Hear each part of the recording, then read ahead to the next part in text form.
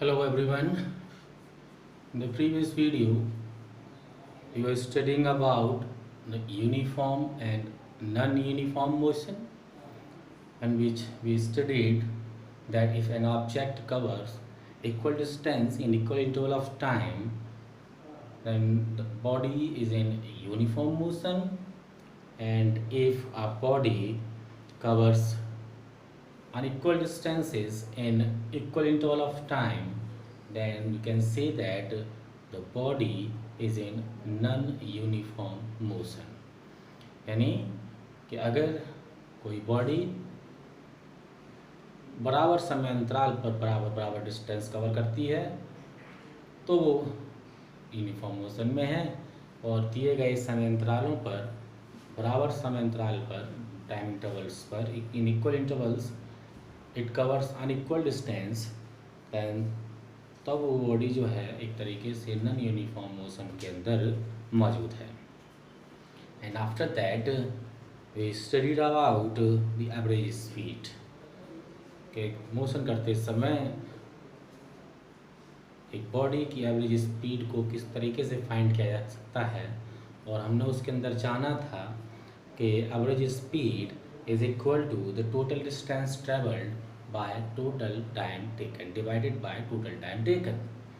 यानी average speed को find करने के लिए अगर हम ये पता लगा लें कि उस ऑब्जेक्ट ने कितना डिस्टेंस कवर किया और कितने समय में किया, इन दोनों का रेशियो अगर हम फाइंड कर देंगे तो हमें वहाँ से एवरेज स्पीड मिल जाएगी। तो इसका फॉर्मूला भी हमने जान लिया था, v is equal to s upon t, where v is the speed of an object, whereas s is the distance covered and t is the time taken. In this we already studied that the speed is a scalar quantity. Both there is two kind of quantities. One is known as a scalar and the other one is the vector quantity. दो तरीके की quantities हम लोग यहाँ पढ़ते हैं। एक कहलाता है स्केलर क्वांटिटी, दूसरी कहलाती है vector quantity, and quantity in which only magnitude is needed, that quantity is known as scalar. तो उस और हमने स्पीड के बारे में पढ़ा था, स्पीड में जानना था, स्पीड को पता लगाने के लिए केवल हमें मैग्नीट्यूड ही चाहिए होता है, उसमें किसी भी डायरेक्शन में कोई भी डायरेक्शन की कोई भी यहाँ पर ज़रूरत नहीं पड़ती। But the vector quantities are those in which the direction and magnitude both are present, both are needed. If you talking about the vector quantities वो होंगी जहाँ पर अपने आप में मैग्नीट्यूड भी होगा और मैग्नीट्यूड के साथ साथ एक पर्टिकुलर डायरेक्शन भी दिया गया होगा, तब उन क्वांटिटीज़ को हम वेक्टर क्वांटिटीज़ के नाम से जानेंगे। In this we will start with the new topic of velocity. Velocity is what? Velocity is also speed but in a given direction. Velocity भी अपने आप में एक तरीके से स्पीड ही है, लेकिन ये वो स्पीड है जो कि किसी न किसी एक पर्टिकुलर डायरेक्शन में होती है। Means in this the direction is given and also a magnitude is given। Magnitude भी दिया गया है और डायरेक्शन भी दिया गया है, that's why the velocity is a vector quantity. इसलिए ये अपने आप में एक वेक्टर क्वांटिटी है जिसके अंदर दोनों चीज़ें मौजूद होती हैं। एक स्पेसिफाइड डायरेक्शन भी दिया गया होगा और कितनी स्पीड से मूव कर रहा है वो भी इसमें दिया गया होगा, और स्पीड होने के कारण इसकी भी यूनिट अपने आप में मीटर पर सेकंड ही होती है। We talking about SI unit of V is metre per second ही होगी, क्योंकि ये भी एक स्पीड ही है लेकिन ये एक डायरेक्शन में दी गई होती है, इसलिए इसको हम लोग वेलोसिटी के नाम से जानते हैं। It can be changed by changing the object speed, ये अपने आप में बदल भी सकती है। Velocity of an object can be uniform और वेरिएबल, यानी कि वो अपने आप में निश्चित भी हो सकती है और बदल भी सकती है। कैसे बदल सकती है? By change, when the speed changes the velocity is also changes. अगर स्पीड में बदलाव होगा तो वहाँ पर उसकी वेलोसिटी भी अपने आप में बदलती चली जाएगी। When an object is moving along a straight line at a variable speed, जब कोई ऑब्जेक्ट है एक सीधे रेखा में गति कर रहा है, एक स्ट्रेट लाइन में मोशन कर रहा है, तो इस समय अगर उसकी स्पीड अपने आप में वेरिएबल है, और वेरिएबल्स का मतलब आप समझते हैं, दो तरीके की चीज़ें हमने यहाँ पे पढ़ी होंगी। एक पढ़ा होगा वेरिएबल और एक पढ़े होंगे कांस्टेंट। यानी constant are those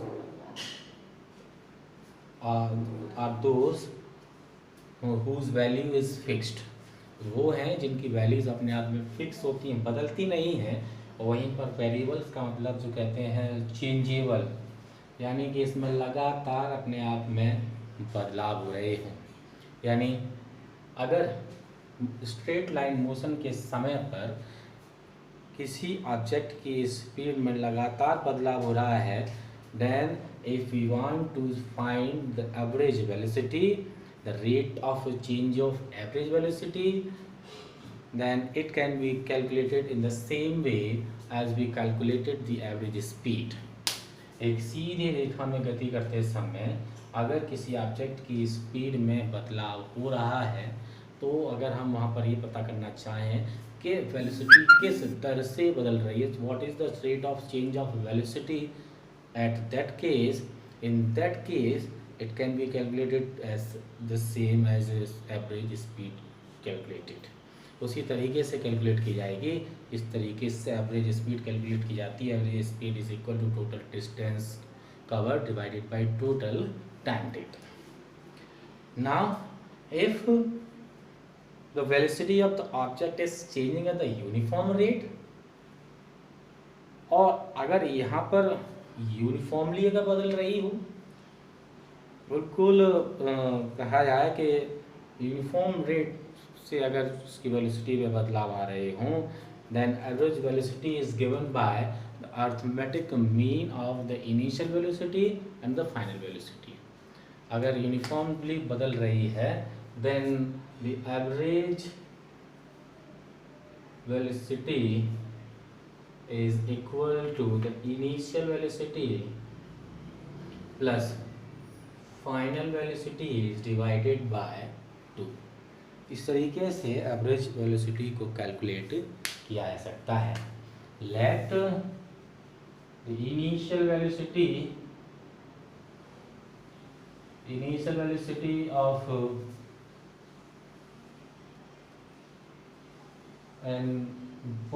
of a body be u। अगर इनिशियल वेलोसिटी u है, फाइनल वेलोसिटी अगर हम बात करें अगर वो v होती है, then average velocity is equal to initial plus final is divided by 2। इस तरीके से एवरेज वेलोसिटी को फाइंड किया जा सकता है।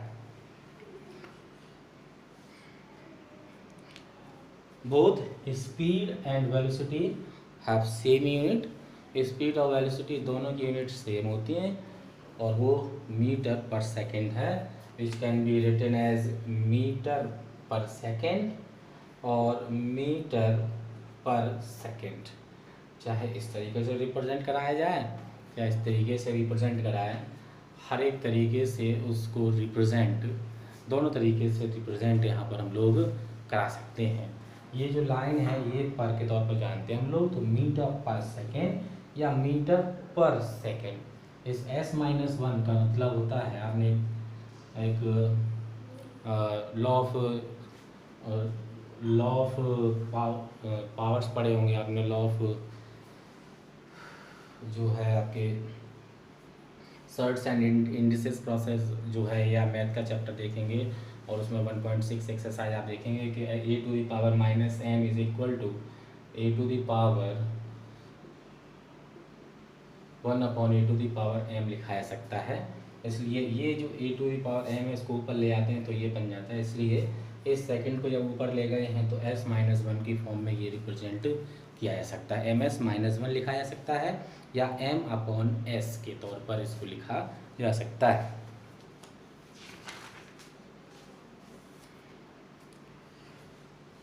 Now they are given the two things. One is known as the odometer, other one is known as the speedometer. एक दिया गया होता है ओडोमीटर और एक दिया गया होता है स्पीडोमीटर। अब बात करें ओडोमीटर क्या है। It is a device which can measure distance travelled. Odometer वो डिवाइस है जिसके द्वारा ये मेज़र किया जाता है कि किसी बॉडी ने कितना डिस्टेंस कवर किया है। और वहीं पर speedometer is a device which can be calculated the speed of that body. Speedometer से स्पीड को कैलकुलेट करते हैं और ओडोमीटर से ये पता लगाया जाता है कि उस बॉडी के द्वारा कवर किया गया डिस्टेंस कितना है। तो दोनों का यहाँ पर अपने आप में अलग अलग काम है ना। The rate of change of velocity, जिसके बारे में हम यहाँ बात कर रहे थे कि अगर वो यूनिफॉर्मली बदलती है तो एवरेज वेलोसिटी कुछ इस तरीके की होगी। अब ये जानें कि rate of change of velocity होता क्या है। Now the new topic is the rate of change of velocity. Now rate of change of velocity, rate of change of velocity is known as the acceleration. पहले शब्दों में अगर जाने तो rate of change of velocity जो है उसको acceleration के तौर पर जाना जाता है, which can be represented by letter A, small A. यानी कि वेलोसिटी जिसको हम लोग हिंदी में वेग बोलते हैं, वेग परिवर्तन की दर कहा जाता है rate of change of velocity को हिंदी में। यानी कि जिस समय के साथ उसमें आने वाले बदलाव, वेलोसिटी में आने वाले बदलाव को एक्सेलरेशन के तौर पर जाना जाता है, जिसको हिंदी में त्वरण कहते हैं, जिसको लेटर स्मॉल ए से डिनोट कराया जाता है। If we talking about the rate of change of velocity during uniform motion, if the body is in uniform motion, it moving with a constant velocity, constant time, means the velocity remain constant with time। समय के साथ velocity में कोई बदलाव नहीं होगा अगर वो यूनिफॉर्म मोशन के अंदर मौजूद है। यानी कि बात करें अगर किसी ऑब्जेक्ट के बारे में जो कि मोशन में था, तो समय के साथ अगर वो यूनिफॉर्म मोशन में है तो समय के साथ उसकी वेलोसिटी में कोई भी चेंजिंग नहीं आएगी। अगर पहले उसकी वेलोसिटी अगर यू थी तो फिर भी यू रहेगी और फिर भी यू रहेगी और आगे भी वो वेलोसिटी अपने आप में यू ही रहेगी। और अगर यहाँ से अगर चेंज निकालेंगे तो चेंज अपने आप में ज़ीरो हो जाएगा। तो किसी भी टाइम इंटरवल पर अगर हम चेंज इन वेलोसिटी अगर निकालें तो अगर मान लेते हैं कि ये 5 सेकंड ये थे और ये अगले 5 सेकंड थे, तो इस तरीके से हम आगे देखते चले हैं। और यहाँ से अगर चेंज ऑफ वेलोसिटी निकालें हम कितना बदली, तो पहला यहाँ पर भी यू थी और उसके पहले भी यू थी, तो अगर यहाँ से देखें तो बदलाव कितना होगा समय के साथ में ज़ीरो। यानी कि यूनिफॉर्म मोशन के समय पर वेलोसिटी में किसी भी तरीके का कोई बदलाव नहीं होगा। Change in velocity in the given interval of time in a uniform motion will be equal to zero. But if the body is in non uniform motion, लेकिन अगर बॉडी नॉन यूनिफॉर्म मोशन के अंदर मौजूद होगी, velocity varies with time. तो यहाँ पर जो है वेलोसिटी समय के साथ बदल रही होगी। और यहाँ पर अगर हम वेलोसिटी को समय के साथ बदलने की निकालें, change in velocity, change in velocity in time T, ये सीधे अभी हम केवल बात करें चेंज इन वेलोसिटी की। एक दूसरे केस में जब पहले वो u से स्टार्ट किया था और कुछ समय के बाद उसकी वेलोसिटी अगर v हो जाती, u से स्टार्ट किया और कुछ समय के बाद उसकी वेलोसिटी v हो जाती है, तो बदलाव कितना हुआ, कितना बदल गई। फाइनल में से इनिशियल को माइनस कर दें। जैसे पहले 10 थी, 10 मीटर पर सेकेंड, और बाद में उसकी वेलोसिटी 20 मीटर पर सेकंड हो गई। कितना बदल गई? 20 - 10 यानी कि 10 मीटर पर सेकंड का उसके अंदर बदलाव आ गया था। तो इस तरीके से हम लोग बता सकते हैं कि वेलोसिटी में बदलाव हो रहा है। और अगर हम रेट की बात करते हैं तो रेट के लिए हमेशा टाइम जो है अपना वो मेन इम्पोर्टेंस रोल निभाता है। और अगर हम रेट, अभी चेंज इन वेलोसिटी है v - u, और यहीं पर अगर हम रेट ऑफ चेंज कर दें, रेट ऑफ चेंज यानी कि अगर हम दर निकालें तो जो भी बदलाव हुए थे, जो भी चेंज आते हैं, that changes is divided by time t, that will become v - u upon t, that is the rate of change of velocity. v - u upon t, इसको हम लोग rate of change of velocity के नाम से जानते हैं। And this physical quantity v - u upon t, अगर हम बात करें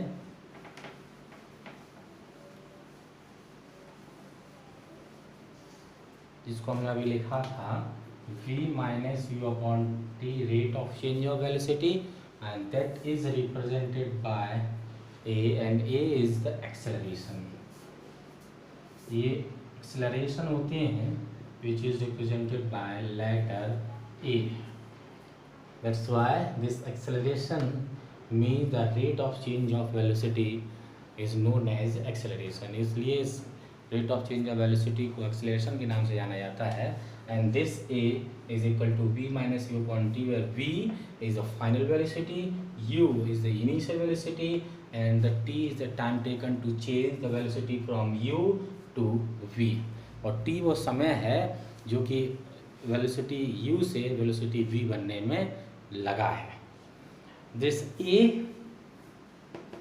a is also a vector quantity because it is depend on v, means the velocity।